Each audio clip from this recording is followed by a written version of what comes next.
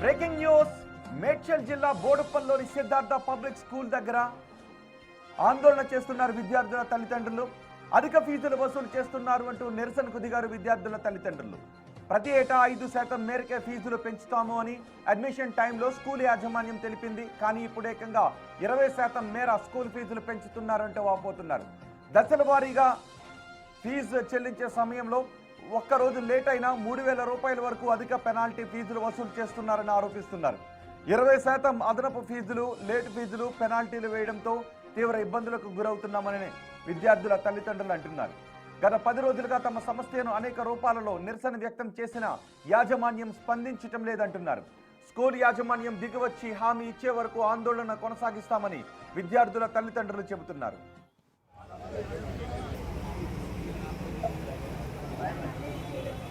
మేము బోడుపల్లో ఉంటాము. మా పిల్లలను ఇద్దరిని సిద్ధార్థ పబ్లిక్ స్కూల్లో జాయిన్ చేసామండి. 2012 ఆఫ్టర్ కరోనా జాయిన్ చేసాము. జాయిన్ చేసినప్పుడు డొనేషన్ కట్టాము 25,000. అప్పుడు జాయినింగ్ అప్పుడు ఏమన్నారంటే ఎవ్రీ ఇయర్ 5% ఫీజు ఇంక్రీజ్ చేస్తామన్నారు. కానీ ఒక్కసారి కూడా పేరెంట్ టీచర్ మీటింగ్ లో ఓన్లీ ఎడ్యుకేషన్ గురించే మాట్లాడతారు కానీ ఫీజు గురించి మాట్లాడారు. నేను ఎన్నో సార్లు కన్సల్ట్ చేశాను. కనీసం అట్లీస్ట్ 4 మెంబర్స్ ని, క్లాస్ కు 4 మెంబర్స్ ని పేరెంట్స్ ను పిలిసన్నా ఫీజు గురించి డిస్కస్ చేయండి అంటే ఎప్పుడు కూడా ఫీజు గురించి డిస్కస్ చేయరు. పేరెంట్స్ తోటి వాళ్ళ ఇష్టం ఉన్నట్లు పెంచుతారు. ఎవ్రీ ఇయర్ 15 to 20% హైక్ చేస్తున్నారండి. వాళ్ళ ఇష్టం వచ్చినట్టు పెంచుతున్నారు. ఒక్క పేరెంట్ ఒపీనియన్ తీసుకోరండి. అదే మిడిల్ క్లాస్ పేరెంట్స్.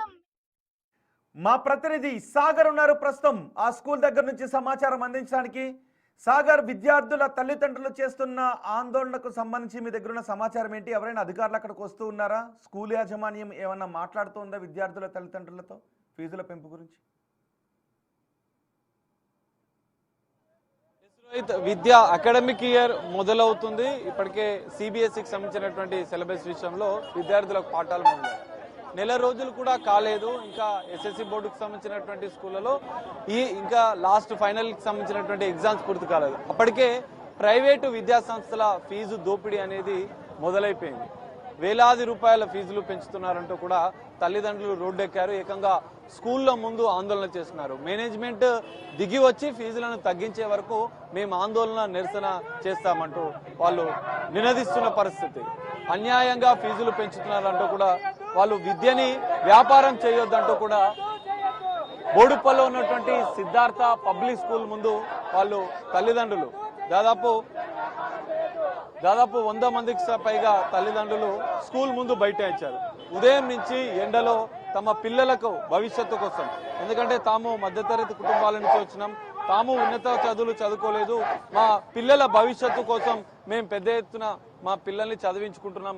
ఈ నేపథ్యంలో వీళ్ళు వేలకు ఫీజులు పెంచుతున్నారంటూ ఆందోళన వ్యక్తం చేస్తున్నారు. కొంతమంది పేరెంట్స్ ఉన్నారు, వాళ్ళతో మాట్లాడదాం. అమ్మ, ఏంటి మీరు డిమాండ్ ఏంటి? ఫీజు చాలా పెంచుతున్నారండి. 5% పెంచుతా అన్నారు జాయిన్ అయినప్పుడు. ఇప్పుడు 20%, 25% పెంచుతున్నారండి. అది ఎంత ఉంది ఫీజు? మా అబ్బాయి జాయిన్ అయినప్పుడు 35,000 ఉండే అండి. ఇప్పుడు తన సెకండ్ 75,000 అయిందండి.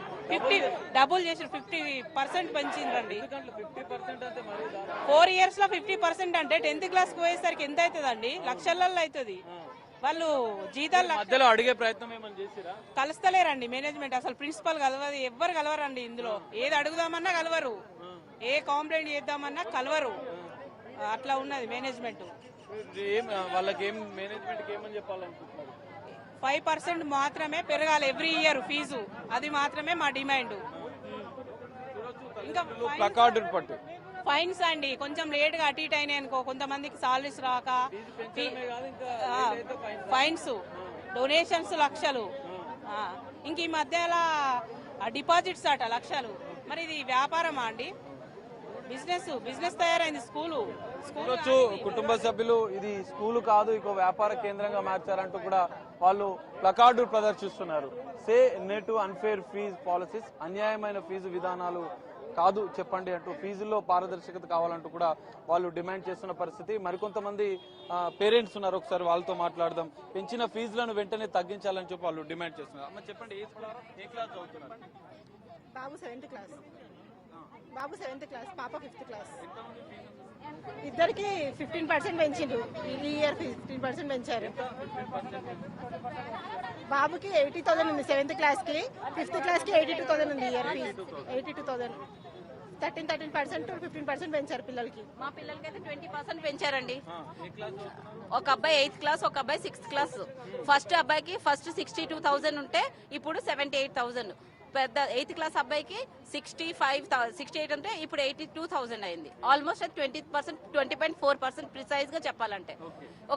ఒక మిడిల్ క్లాస్ పేరెంట్ గా మేము జాయిన్ చేసేది వాళ్ళు మంచిగా ఉండాలని. ఈవెన్ స్టడీస్ కూడా ఎట్లా ఉన్నాయంటే వాళ్ళకి యాక్టివిటీస్ పెట్టేస్తారు. యాక్టివిటీస్ పైన పిల్లలు అట్రాక్ట్ అయ్యి స్టడీస్ పోతున్నాయి. వీళ్ళేమో పిల్లలు ఎట్లయినా అట్రాక్ట్ అవుతారు, పిల్లలు ఎట్లయినా వస్తారు. వాళ్ళు మొండి చేస్తున్నారు కదా ఇక్కడ మేము ఆడుకుంటాం చేస్తున్నామని. ఈవెన్ స్టడీస్ కూడా పక్కకి వెళ్ళిపోతున్నాయండి. పర్సంటేజ్ చూస్తే ఏ పిల్లలకు కూడా మాక్సిమం 80% పిల్లలకి బిలోనే ఉన్నాయి, యావరేజ్ లే ఉన్నాయి. నో అంటే యాక్చువల్ చెప్పాలంటే స్టడీ కూడా అంతగా లేదు, యాక్టివిటీస్ పైన ఉండి. గతంలో మాట్లాడాం సార్, నేను పర్సనల్ గా పేరెంట్స్ ఇద్దరం వచ్చి ఇలా మాట్లాడితే అందరు కడుతున్నారు మీకేమైంది అంటే పర్సనల్ గా ప్రతి ఒక్కరికి ఇట్లానే చెప్తున్నారు వాళ్ళు. సో అలా లేదు, మా మేనేజ్మెంట్ కి రమ్మనంటే మేనేజ్మెంట్ రారు అట్లానే చెప్తున్నారు. బట్ వాళ్ళ ఆన్సర్ కూడా పర్ఫెక్ట్ గా ఉండట్లేదు, క్లారిటీ లేదు. జాయిన్ అయినప్పుడు 5% అన్నారు, ఇప్పుడేమో 20%. అలా ఎందుకు చేంజెస్ వస్తున్నాయి every year. Admission fees building fund 25 అన్నారు, 25 మేము కట్టించుకున్నాం, 30 అంటున్నారు. సో ఎవ్రీ ఇయర్ వాళ్ళు drastic changes, not minimal changes, drastic changes అవుతున్నాయి. మళ్ళీ పేమెంట్ లేదైతే చార్జెస్.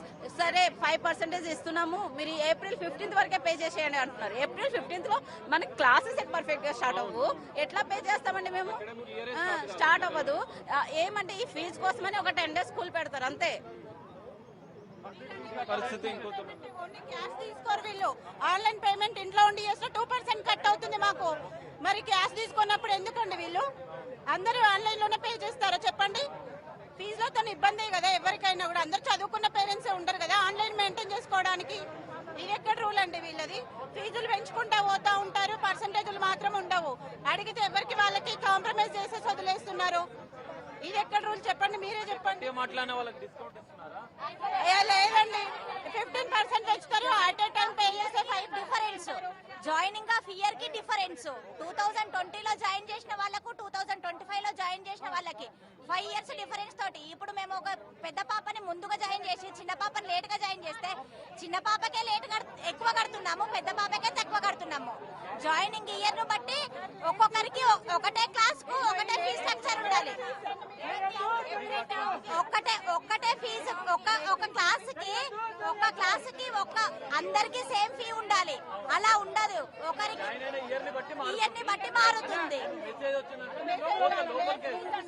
ఒకవేళ అనివార్య పరిస్థితుల వల్ల కార్డులు పనిచేయక బ్యాంకులు పనిచేయక ఒకవేళ లేటు ఫీజు కట్టినాం అనుకోండి, లేటు ఫీజు కడితే ఫైన్. ఏ స్కూల్లో ఫైన్ తీసుకుంటున్నారు? అందరిలో ఆన్లైన్ ఉండదు. మేము క్యాష్ తీసుకొచ్చి డిపాజిట్ చేస్తాము, ఫీజు కడతామంటే క్యాష్ తీసుకోరు. ఆన్లైన్ పేమెంట్ కి 2% ఎక్స్ట్రా ఛార్జ్ మేము సఫర్ అవ్వాల్సి వస్తుంది. జాయిన్ అయినప్పుడు 39,000 ఎల్కేజీకి ఉండే, ఇప్పుడు ఆ పాప జస్ట్ 3rd క్లాస్ వచ్చేసరికి డబుల్ అయిపోయింది ఫీజు. 100% హైక్ అయిపోయింది. లాస్ట్ ఇయర్ నుంచి కంపేర్ చేస్తే 25% హైక్.